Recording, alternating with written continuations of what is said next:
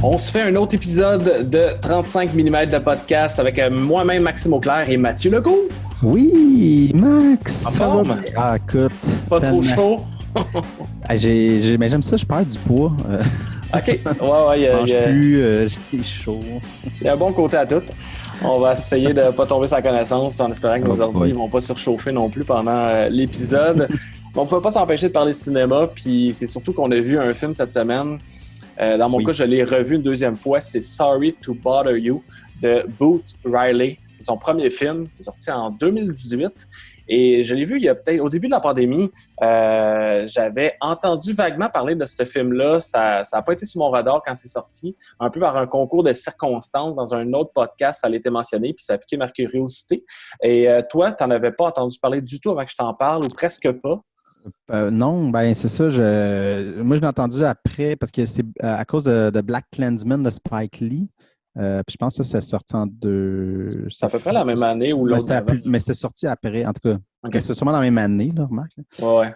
Puis Boots Riley, que je ne savais pas c'était qui, je ne savais pas que c'est un rappeur, je ne le connaissais pas.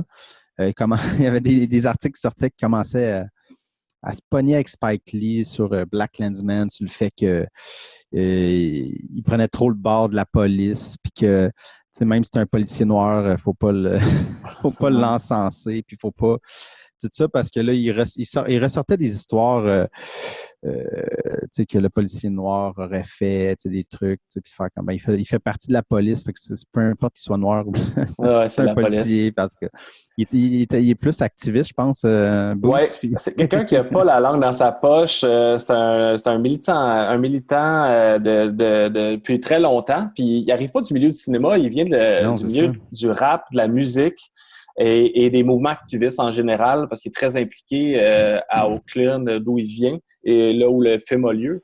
Donc, je regardais un petit peu pas sa feuille de route, mais sa carrière, en fait, oui. Et je me rendais compte là, que c'est un peu drôle qu'il ait fait un film à 47 ans. Oui, mais c'est ça. Je sais pas pourquoi ça y a pogné. Ça fit le film avec lui, là, on s'entend. Ah oui, bien ça, c'est clair. Alors, on va y revenir. Puis, peut-être un petit synopsis rapidos pour un peu expliquer c'est quoi ce film-là.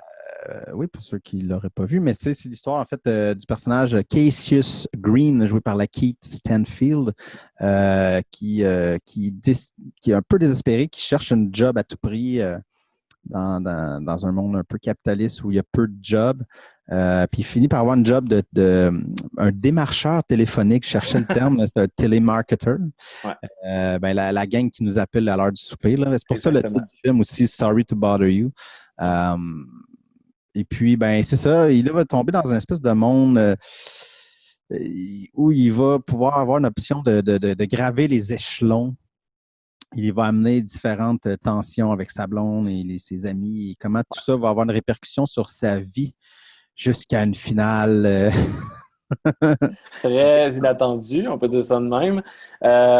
Moi, mes impressions, j'ai vraiment aimé, puis je t'en ai parlé, je disais, faut que tu vois ça, je pense que ça pourrait faire un bon épisode, parce que c'est une comédie qui fait réfléchir, qui est super engagée, ça c'est évident. C'est ambitieux aussi dans le propos, puis même à la limite dans la réalisation, parce que il y a tellement de choses, il y a tellement de principes de montage utilisés ou de style de cadrage il joue sur plusieurs niveaux de la réalisation, puis ça fonctionne très bien.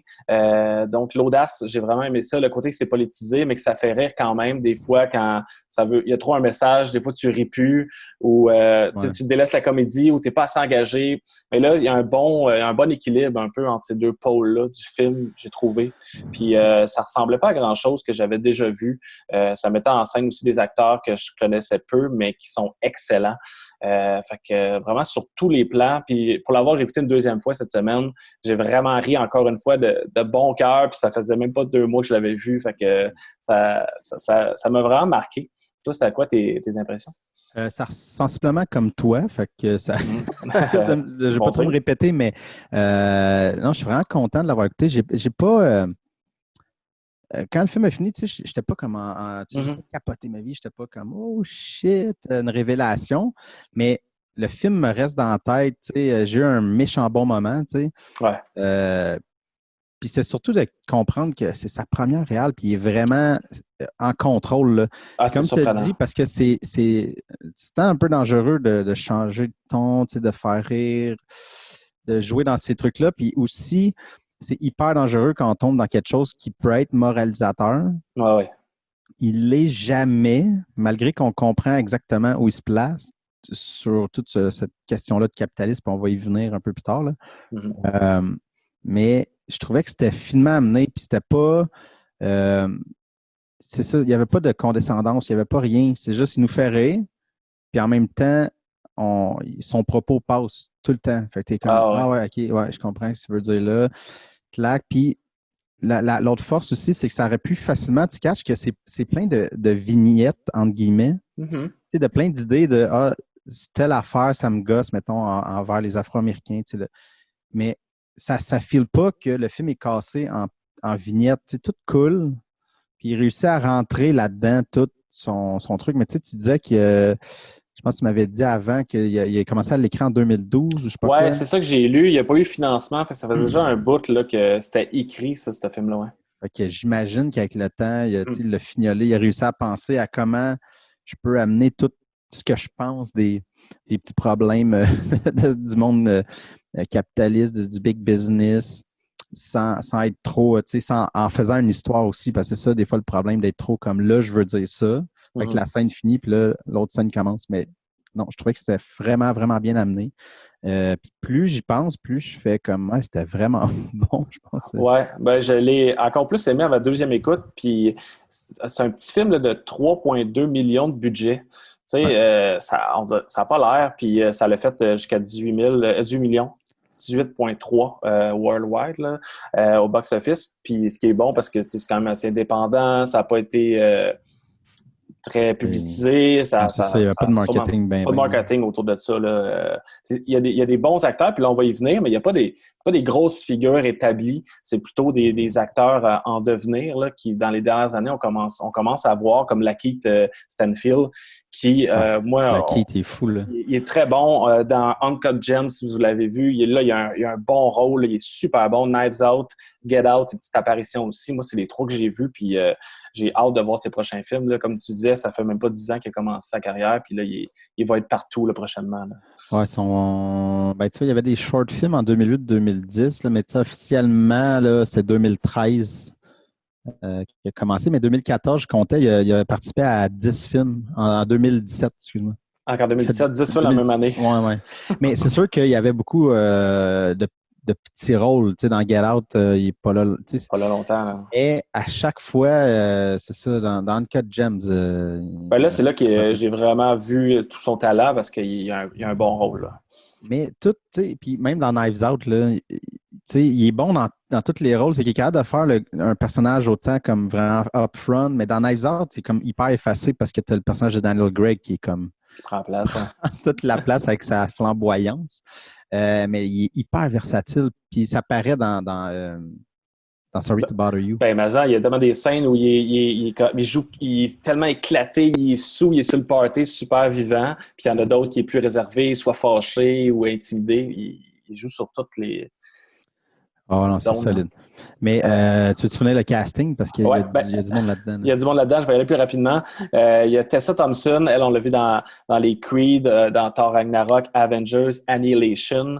Danny Glover, qui joue un petit rôle là-dedans. Steven Yeun, qui joue dans Okja. Il a fait les Walking Dead. Je l'ai pas vu dans Burning, mais c'est sur ma liste à voir. Là. Donc, de plus en plus, lui aussi, il est un peu partout. Et une excellente performance de Armie Hammer, qu'on a vu plus récemment dans Call Me By Your Name, qui joue un rôle merveilleux, un beau personnage là-dedans, et il est parfait pour le rôle. Ça y va trop bien, là. C'est vraiment son casting. Mais il est excellent, ce gars-là. Super bon, ouais. Écoute, mais tu sais, déjà dans ce Social Network, Social. je parle bien aujourd'hui, Social Network, je me réussirais pas à le dire. Réseau social. Est excellent dans le double rôle des jumeaux. Des jumeaux, hein. Mais non, écoute, là-dedans, mais là, il se gâte aussi. Tu sais, il y a le rôle.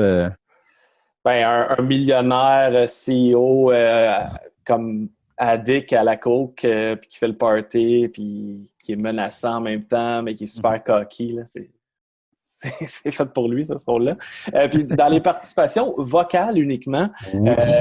parce que j'ose pas le dire tout de suite, mais il y a David Cross, Patton Oswalt, qui sont comme des maîtres du doublage, là, qui ont fait tellement de Pixar, de Disney et compagnie. Il y a Rosario Dawson, qui joue un rôle vocal aussi dans l'ascenseur. Et il y a Forest Whitaker, qui fait un petit rôle aussi et qui est producteur du film. Donc, grosse brochette. Puis là, je pense qu'on va rentrer dans les spoilers. Fait que si vous n'avez pas vu ce film-là, ben allez le voir. Revenez nous voir parce que là, on peut pas aller plus loin sans spoiler. Hey boy. Cash, I'm gonna make you a proposal. I can see that you want to say no, but I wouldn't do that before you see what I'm offering you. Cash, you are awesome. Oh yeah! All right! Some for the homies and some for me! Hell yeah!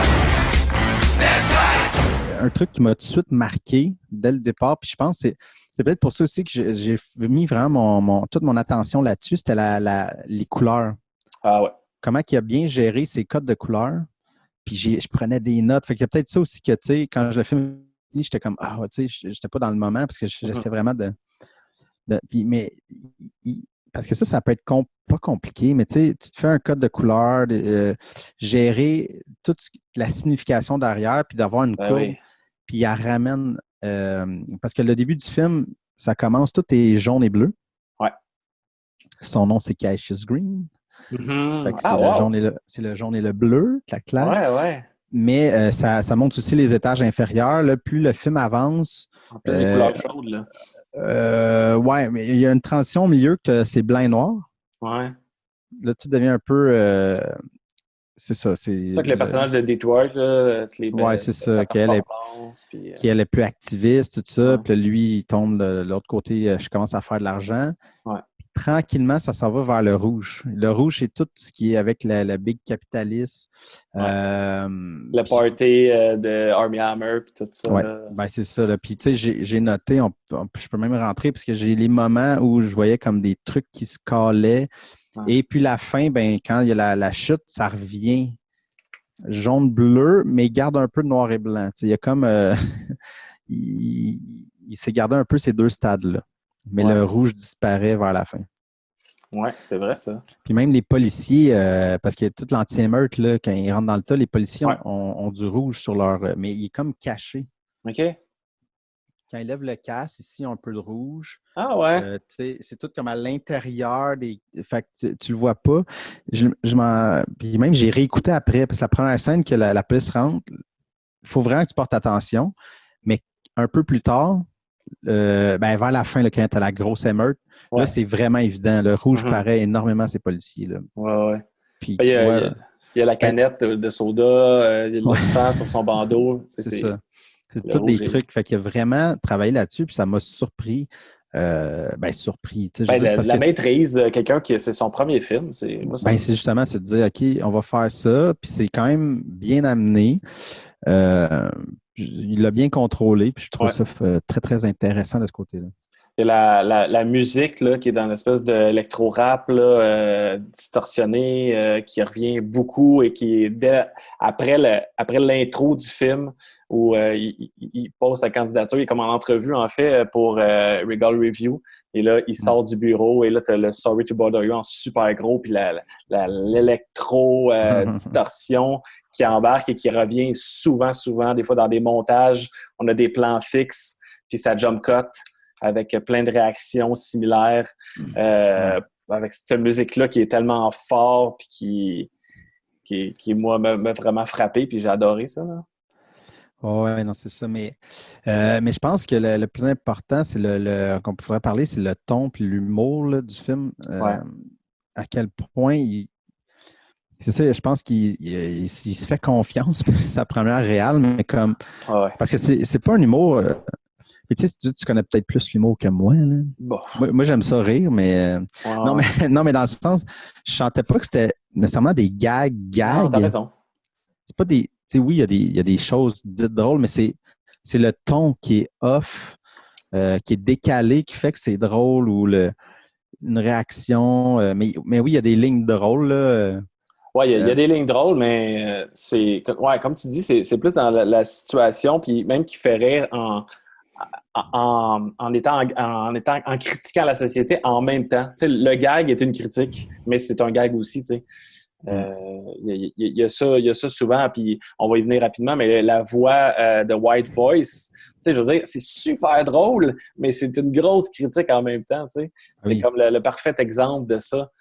Pour mettre en contexte, ben, je pense que vous l'avez vu le film si vous nous écoutez jusque-là, mais c'est ça, Danny Glover, qui est un vieux routier qui travaille là depuis vraiment longtemps, qui rit du personnage de Cassius parce qu'il n'arrive pas à faire ses ventes et tout ça. Il dit, ben, sors ta white voice, ta voix blanche, plus blanc que blanc, tu sais, vraiment.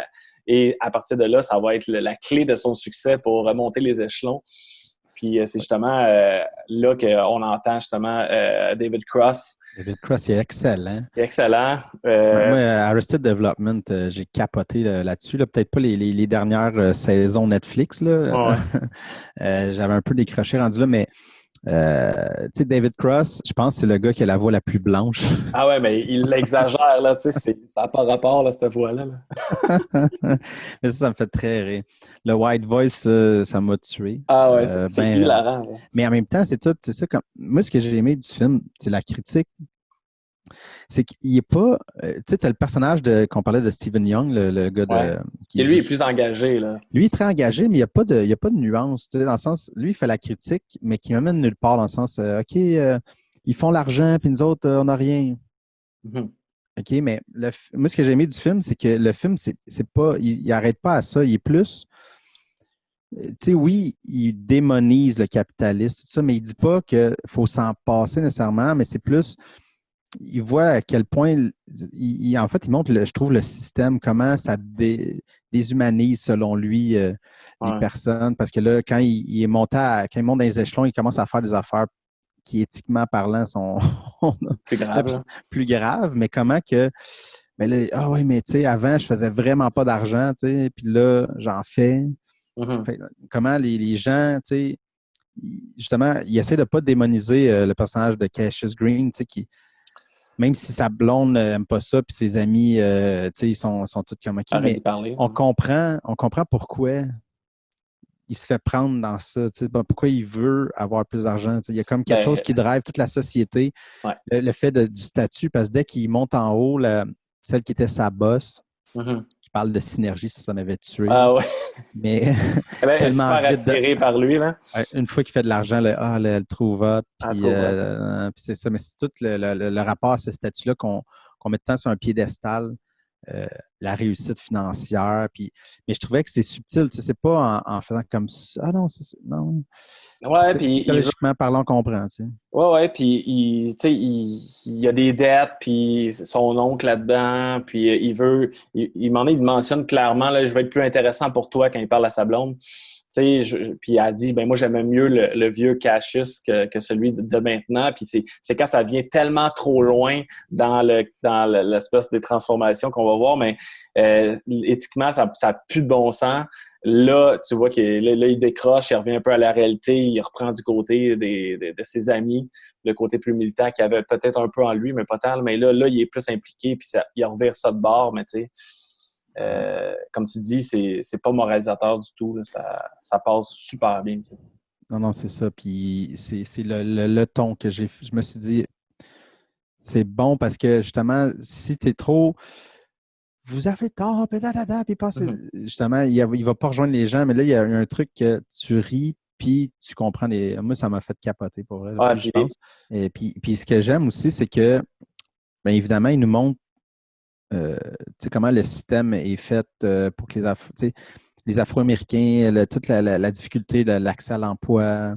Puis je trouve en tout cas, je pense qu'il a fait ça aussi dans l'optique que pour nous, hommes blancs qui est pas tant, qui comprend pas cette réalité-là, on puisse comprendre, mais sans d'une manière ludique, entre guillemets, parce que le côté de la white voice, c'est extrêmement drôle, mais tu fais comme il est obligé de parler comme un blanc s'il veut faire de l'argent. Il peut réussir. Il est obligé de cacher son identité.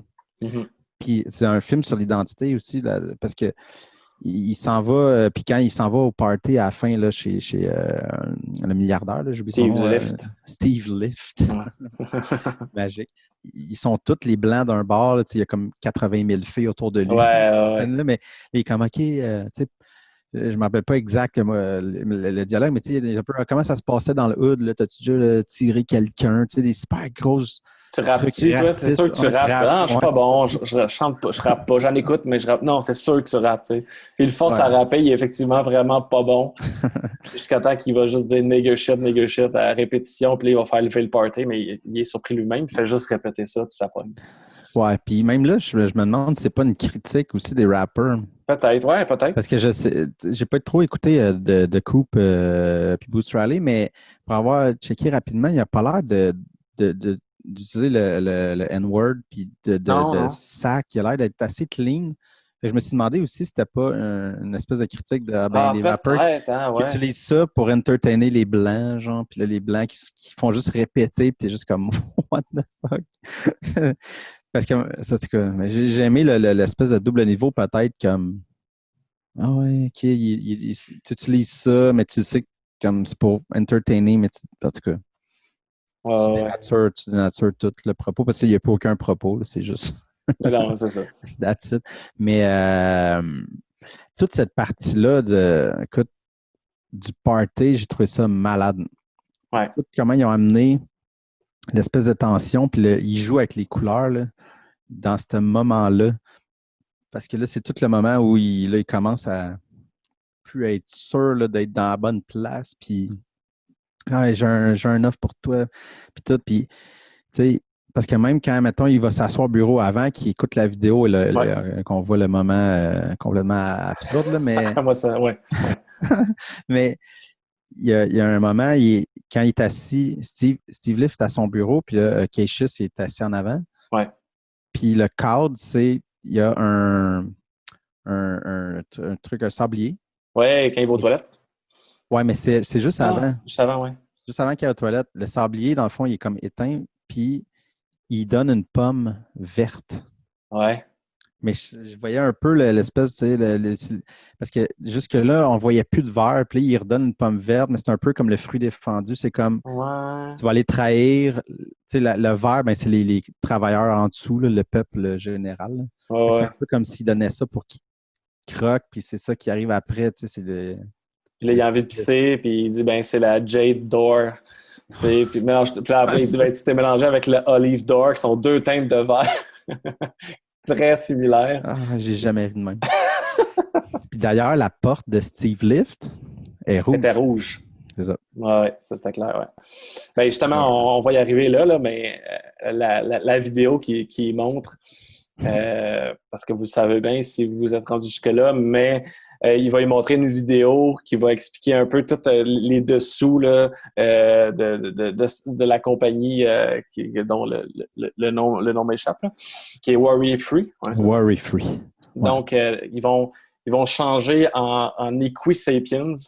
Les gens, ils vont sniffer quelque chose qui ressemble à de la coke et qui vont se transformer pour être 10 fois plus fort, plus performant. Et c'est l'offre qu'il fait justement à Cassius en lui disant pendant 5 ans, on va te payer 100 millions. Tu vas être le insider. Tu vas être le gars qui va être un peu le Martin Luther King. En plus, je sais pas si c'est une critique envers Martin Luther King, comme quoi il était trop du bord des Blancs, là, mais... Bon, c'est juste un espèce de... Je pense que c'est plus une critique qu'à Star, le Big Corporate essaie de contrôler les icônes, tu sais. Ouais. C'est comme tu vas être ça, tu sais, au lieu...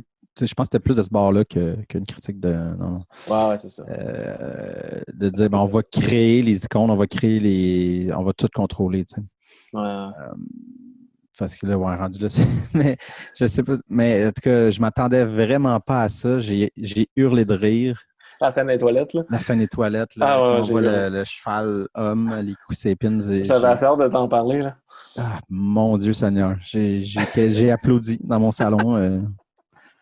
Puis c'est vraiment bien fait pour pas de budget. Là. Ben oui, c'est ça. Exact. Puis d'ailleurs, c'est ça, Forest Whitaker fait la voix de... Le principal. Le principal, celui qu'on voit plus. Là, Ouais.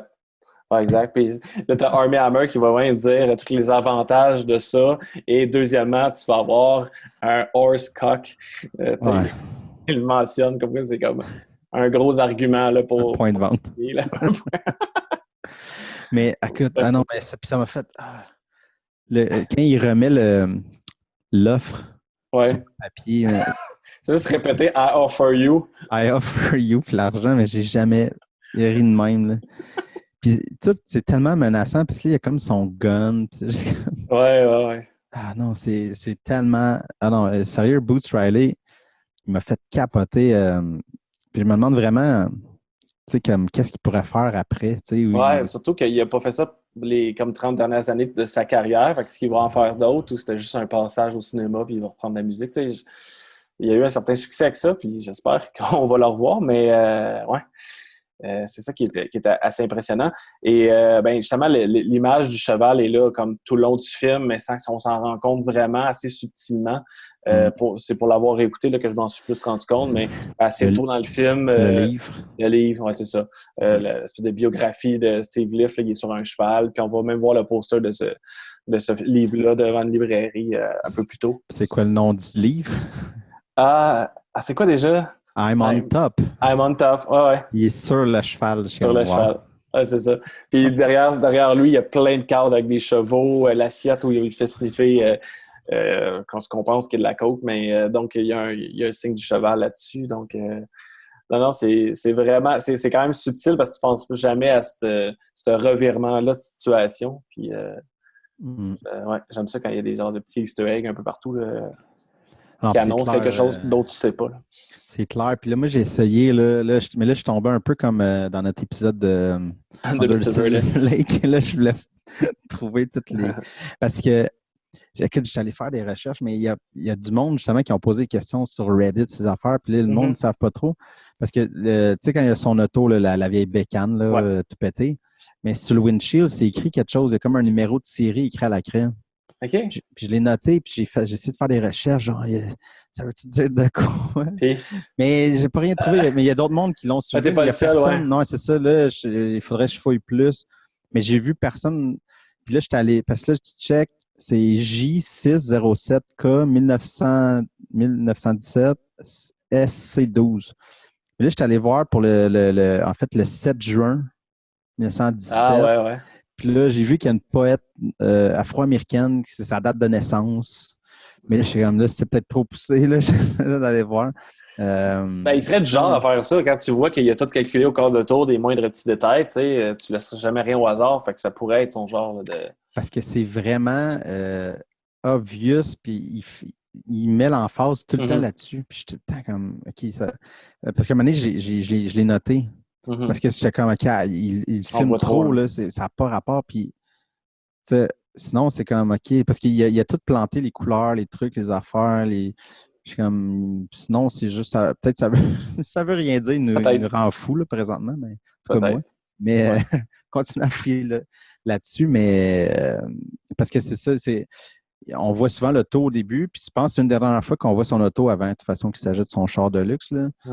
Puis il est avec sa blonde dans le char, mais il y a vraiment comme le cadrage part, puis on voit comme la ville, tu sais, c'est comme un pan down, Ouais. Un tilt, mais on voit déjà l'écriture, tu sais. OK. Fait qu'on voit comme la ville, l'écriture, puis là, ça descend, mais tu sais, on les voit dans la ville, elle monte tranquillement dans les... Puis là, je suis comme, OK, c'est là que j'ai fait si... Il y a quelque chose, hein. Pourquoi qu'il part, tu sais? Si ça voulait rien dire, il aurait parti de la ville, il aurait descendu. Pourquoi il est parti pour on le voit, tu sais? Ouais. En tout cas. Mais là, c'est moi, là, puis je pars dans des complots. On va voir peut-être quelqu'un sur Reddit qui va avoir trouvé la réponse. Ouais, je vais surveiller ça, moi, le truc de la réalisation qui est assez évident que c'est justement le Sorry to Bother You, quand il fait ses appels, et là, qui va dropper son bureau directement chez les clients. C'est super bien réalisé, c'est brillant, ça fonctionne super bien. Puis ça amène le côté comédie un peu, mais c'est pas hilarant. Mais sais, ça fonctionne vraiment bien, puis il va quasiment le pousser là, quand là, il monte les échelons, puis il est rendu plus haut, il appelle, puis il est rendu dans le visage du gars qui est sa bolle, là, puis il va même contrôler son bidet, là, tu sais. Il s'immisce chez les gens, puis la façon la plus simple de le montrer, la plus évidente, c'était de carrément, justement, juxtaposer des lieux puis les mettre ensemble. Hein. Ouais, ça faisait un peu Pods là, dans CA. Là, ouais, ça faisait Pods, t'as raison. Je sais pas si il connaît Pods. Mais moi, j'ai pensé un peu parce qu'il y a un... Mais ça, c'est sûr que tu l'as vu, là, c'est pas tant caché, là, mais parce que quand il montre la petite vidéo là, qui est en animation là, des chevaux, c'est un hommage à Michel Gondry parce que c'est Michel Dongry. Dongry. Puis, tu sais, parce que Dong, c'est comme une façon de dire pénis. Là. C'est genre vraiment drôle. Ben, en fait, t'as-tu une suite à ça? Parce qu'il était un peu fâché contre Michel Gondry parce qu'il a demandé la permission. Il a demandé la permission pour utiliser son nom parce que c'était comme un peu parodique de son œuvre, de certains trucs. Puis c'était comme un hommage. Puis il a comme demandé. Puis je pense par l'entremise des gérants l'un de l'autre, Gondry, il a comme fait oui, mais à certaines conditions. Puis ça, je pense que ça avait l'air compliqué. Fait que c'était un peu un fuck you. Je pense c'est ça. Je me demandais pourquoi il a dit Dongry parce que j'étais comme c'est drôle, là, mais c'est comme dans le fond, il l'a appelé Michel Pénis, là, tu sais.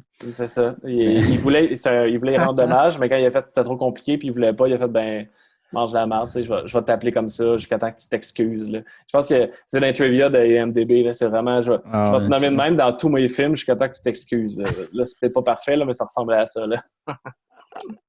Wow, parce que quand je disais qu'au début, il n'a pas l'air d'avoir la langue dans sa poche, là, puis il pogne avec Spike Lee ou d'autres là, du milieu, tu fais comme OK, ça ne me surprend pas. Non, c'est ça. Ce gars-là, ouais. Non, lui, il s'en fout un peu. Il a peur de personne, je pense. Mais tu sais, l'idée un peu, justement, c'est pas du pur Michel Gondry, mais l'affaire qu'il apparaît en appelant, il apparaît dans les appartements des gens. Ouais. Ça amenait un peu le côté folie visuelle de... Ouais. Ben, Eternal Sunshine, t'as ça, là. T'as vraiment Jim Carrey qui est directement... qui change de lieu, mais c'est ça, la temporalité, elle reste, mais l'espace est complètement mixé, là. Fait que... Non, exact. Non, pour ça, j'ai vraiment, vraiment, vraiment aimé ça. Ouais. Je sais pas, j'ai passé par-dessus des notes, là. On saute du coq à l'âne, on se promène, là, parce qu'il y a tellement d'affaires que c'est difficile d'être comme linéaire là, dans notre explication. Mais ouais, c'est ça. C'est dans les trucs que je m'étais noté, il y avait ce côté-là stop motion là, qui était clairement une grosse référence. Puis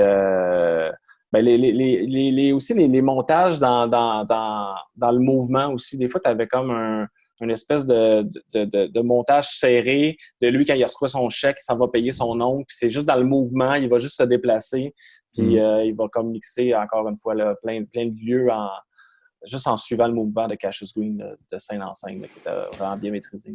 Oui, il utilise bien le montage pour faire passer les trucs, puis ça, c'est tout à son honneur. Là. Je ne sais pas, c'est sûr qu'il a été accompagné dans tout ça. Là. On se croit. Mais l'idée, un peu au début, là, quand il commence après son White Voice là, à avoir à avoir bien des ventes, puis là, c'est juste un plan fixe, puis c'est comme une suite de lui, puis le boss qui se tape dans la main. Ouais, il est hilarant, ce personnage-là. Là. Ah, il est on dirait comme c'est comme un gars qui serait comme un néo-nazi, genre fou furieux. Comme... La musique là-dessus, ça fit. Là, mais c'était parfait, le côté, c'était beaucoup trop long. Ouais. Il en faisait trop, mais c'était malade pour montrer comme, tu sais, tout le monde est genre comme t'es laid, là, genre arrête. Puis même lui, à un moment donné, il réalise... Ah ouais, là, je suis fucking désagréable, mais je trouvais ça malade de comme on pousse ça. Comme j'étais comme, tu sais, c'est drôle, qui se tape dans la main. Et ça revient drôle un peu, puis c'est un peu comme le code à l'ascenseur aussi. La première fois qu'il monte, puis là, t'as son ancienne boss, la fille qui tape le code, mais il y a quoi? Il y a 50 chiffres, là. Ça n'a juste pas de bon sens. Tu aurais pu faire le gag en disant le code, ça va être un mot de passe de je sais pas, 12 chiffres, là, c'est un peu long. Mais non, il y en a 50. Là, c'est comme 30 secondes de elle qui pitonne sur le code de l'ascenseur. C'est trop long, c'est drôle, ça revient drôle. Mais un autre truc, ça m'est revenu quand il y a son bureau au Power Collar en haut. Là. Ouais. Vitré. Ouais, vitré, mais je sais pas si tu as vu sur les murs. Il n'y a pas grand-chose. Il y a deux choses. Il a mis sur l'affiche. Oui, mais quand lui arrive, il y a déjà 2 espèces d'affiches. OK. Un sur chaque mur. Ouais. C'est, dans le fond, une courbe, dans le fond, comme si c'était un peu de chiffre d'affaires. Là. Ouais. Mais il y en a une qui est noir et blanc. Puis l'autre, il faudrait que je recheck parce qu'elle, on la voit moins, mais je pense qu'elle est plus bleue, vert jaune. Là. Mm-hmm. Puis les deux ont la même courbe. Ça veut dire que tu vois vraiment, c'est la courbe narrative du film. Là, c'est la montée, puis il va y avoir la descente. Puis je trouvais ça drôle aussi parce que c'est comme la courbe un peu d'économie que c'est ça va bien, puis là, ça plante. Ouais. Je trouvais ça drôle qu'il y ait ça aussi dans une compagnie qui sont juste faire du profit. Pourquoi qu'ils mettent comme une courbe qui va chier? Genre? Mais c'est carrément un call parce que, comme je te disais, à la fin, il revient tout à jaune-bleu et un peu noir et blanc. Fait que c'est comme les 2 posters annonçaient la chute. Dès qu'il arrive au Power Collar, tu voyais ça va chier. Je vois ça. Il osait tout le temps mettre comme un truc qui allait comme caler. Après, fait que non, ça c'était. C'est vraiment qui est le fun à checker tout le temps. Là. Vraiment, on vient de parler du personnage un peu nazi, là, mais moi, ce qui m'a vraiment fait rire, c'est son speech quand ils ont le meeting juste avant, puis fait une comparaison super morbide là, avec la morgue, en fait, là, comme quoi, quand tu vends, tu bagues, puis ça va tellement trop loin, puis tu vois que les gens sont pas à l'aise. Là. Moi, ça m'a tellement fait rire. Là, ça. Mais ce qui est hâte de ça, parce que c'est une grosse critique, parce qu'après, tu as la fille quand elle parle de la synergie, puis c'est qu'il y a du vide, là, à dire rien. Là. Lean on me, I lean on you, and we're a family. Mais ce que j'aimais, c'est que, tu sais, oui, c'est plus soft, mais ce que lui, il semblait dire, c'est que c'est pas mieux. Il fait juste comme dire rien first, puis faire à semblant que c'est chill quand ils sont en position d'autorité, mais il semble dire que c'est aussi pire que la personne qui fait juste crier puis dire de la merde, mais l'autre, c'est juste plus insidieux. Parce que même quand elle fait son truc, on est une famille, on est tout ensemble, puis là, Cassius fait « Ouais, fait qu'on va être plus payé. » Non. Un genre de sarcasme, pas maîtrisé. J'ai pas de voir. Mais là, j'ai vu quand, OK, il critique ça aussi, le côté comme, ah non. Mais c'est toute la critique de. Parce que j'ai vu une entrevue avec lui, puis il parlait de ça, mais ça revient à Google, là, quand ils ont parti de Googleplex, là, mais il était comme, ah ouais, là, à cette heure, ils mettent des sofas bags, là, des genres de. Comme si c'était le fun, mais ça reste qu'eux, ils font des milliards, genre, puis comme tu vends ta journée à eux autres pareil. Là, c'est ce qui est mettre ça comme ah non, on est cool, là, on fait de la trottinette d'un bureau, genre, puis c'est comme malade. Fait que c'est un peu ça, je pense, qu'il faisait dans cette scène-là. Oh, c'est une famille, on va être plus payé. Non. Pas ça, là, mais. Je trouvais ça. C'est ça. Fait que ces critiques sont tout le temps. Sont pas forcés, tu sais, c'est juste comme. Voilà ce que je pense. Mais quand tu l'écoutes en entrevue, on le voit tu le vois que dans la vraie vie, tu dis qu'il est activiste, c'est sûr que ce gars-là est intense, là, mais dans le film, c'est ça que j'ai aimé, il est capable d'être pas trop dans nos faces. Là. Non, ça passe super bien. Quand il est dans les bureaux plus hauts, justement, t'as un peu ce côté-là qui est super fake. Là. À un moment donné, tu vois juste du monde, je pense qu'il célèbre sa première vente en haut, mais ils sont comme sur des genres des gros escaliers.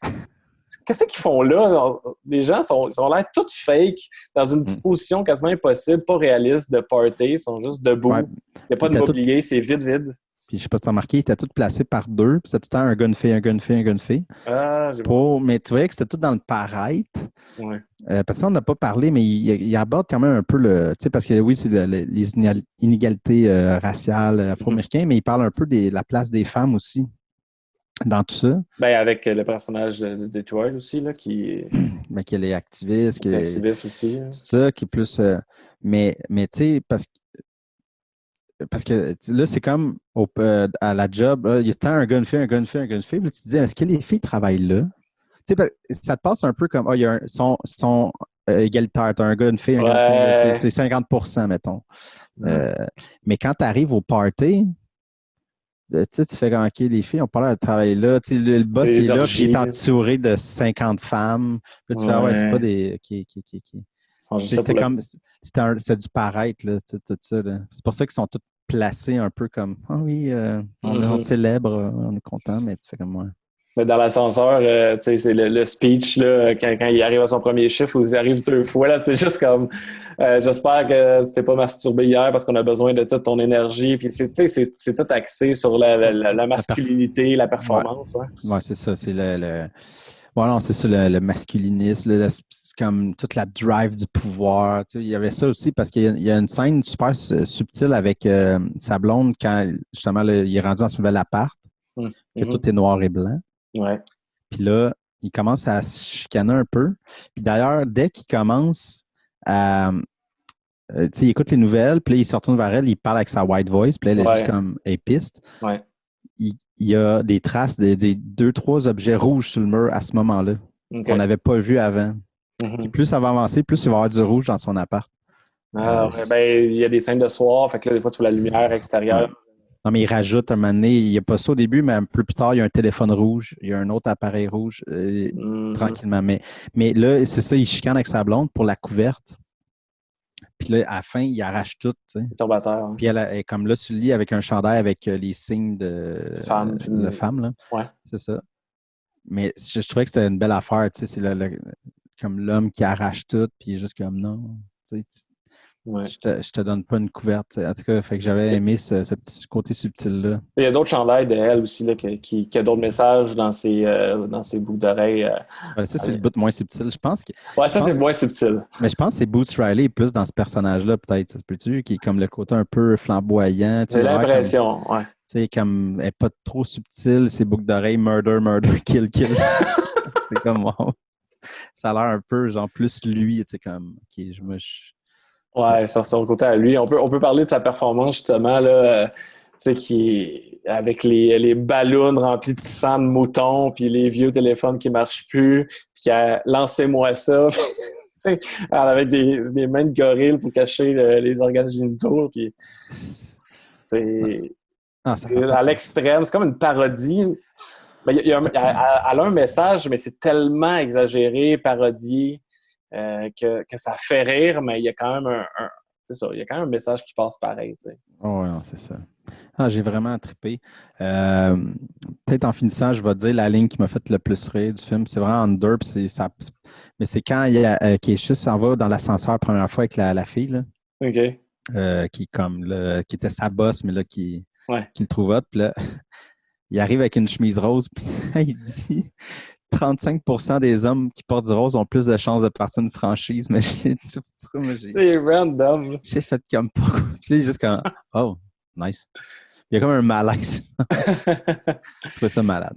Ouais, il y a vraiment des bonnes affaires qui m'ont vraiment fait rire. Des fois, c'est comme tu dis, c'est subtil ou à l'inverse, là, tellement dans ta face. Là, l'émission I Got the Shit Kicked Out of Me, là, qui est comme c'est zéro subtil, mais qui est comme là tout le long. Puis tout le côté aussi viral qui vient de la canne de soda, à quel point ça devient dans la culture populaire parce que tu vois des enfants déguisés comme ça à l'Halloween avec une fausse perruque puis la canette, puis t'as comme une émission qui t'explique comment t'en fabriquer une. Ça va tellement loin, mais tu sais, ça raconte tous les trucs viraux qui peuvent se passer puis qui sont déclinés rapidement, là, puis tournés au ridicule. Puis je lisais, je sais pas s'il y a un lien, mais il y avait une publicité de Pepsi là, en 2017 qui avait fait un scandale qui se passait pendant une manifestation. C'était Kendall Jenner qui est là-dedans. Puis tu vois une grosse manifestation avec les policiers et là, t'as comme la fille qui ouvre un Pepsi, qui s'en va l'apporter aux policiers. Puis là, le policier, il aboie, puis comme tout le monde est heureux, il n'y a plus de manifestation. Puis c'est une vraie publicité de Pepsi en 2017 qui avait vraiment fait un scandale.